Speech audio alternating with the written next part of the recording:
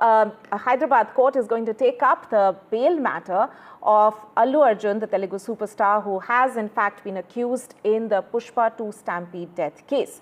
What we know in the latest is that the Telangana police have in fact filed a counter opposing Allu Arjun's bail plea. We are still to get details of what exactly the police have said in that counter, but this has in fact been filed by the police at the court ahead of the hearing today. For more on this, let me go across to my colleague Uma Sudhir. So Uma, we've seen of course that the 4 weeks of interim bail which had been granted by a court in a way to Allu Arjun is about to expire, and which is why the court is going to take up the bail matter today. But any information as to what the police have said while opposing his bail plea?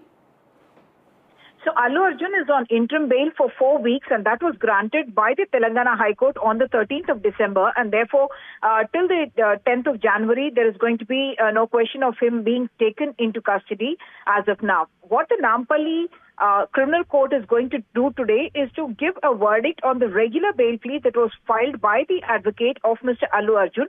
The arguments in this particular case were heard on the 30th of December, and the verdict had been reserved for the 3rd of January, and that is why we are expecting that today the court will spell out its stance. What we do understand is that the DCP of the area, Mr. Akshansh Yadav, has told NDTV that it is as a regular procedure that the police had filed a counter to the regular bail plea that had been filed by Arjun's lawyer.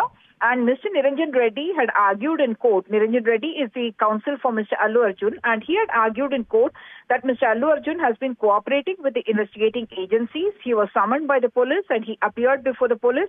He was told that he may be called again, and he is willing to appear once again with them and cooperate with the investigation, that he had in fact fulfilled